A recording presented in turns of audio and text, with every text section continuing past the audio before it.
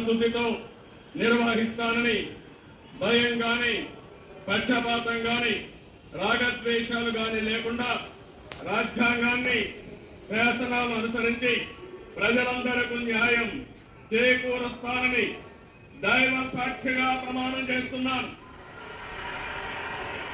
నేను నారా చంద్రబాబు నాయుడు అనే నేను ఆంధ్రప్రదేశ్ రాష్ట్ర ముఖ్యమంత్రిగా నా పరిశీలనకు వచ్చిన లేదా నాకు తెలియవచ్చిన ఏ విషయాన్ని నా కర్తవ్యాలు సక్రమంగా నిర్వహించేందుకు అవసరమైన మేరకు తప్ప ప్రత్యక్షంగా కానీ పరోక్షంగా కానీ ఏ వ్యక్తికి లేదా వ్యక్తులకు తెలియపరచని లేదా వెల్లడించని దైవ సాక్షిగా ప్రమాణం చేస్తున్నాను.